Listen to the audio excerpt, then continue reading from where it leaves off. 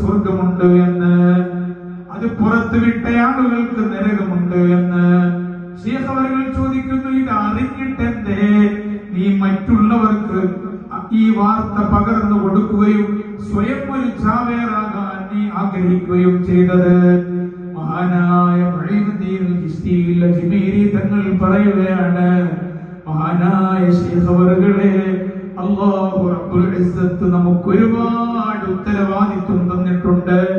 സ്വയമായി രക്ഷപ്പെട്ട് സ്വർഗത്തിൽ എത്തുക മാത്രമല്ല, അല്ലാഹു ഒരാളിൽ ഏൽപ്പിച്ചിട്ടുള്ള ഉത്തരവാദിത്വം എന്നത് എന്റെ കൂടെ പിറപ്പുകളായി നാട്ടിൽ തെണ്ടിത്തിരിയുന്ന മദ്യപാനികളായി പരിസരം മുഴുവൻ നടന്നു ചുറ്റുന്ന ആളുകൾ, അവർക്കും വേണ്ടേ സ്വർഗത്തിൽ ഒന്ന് കയറുക?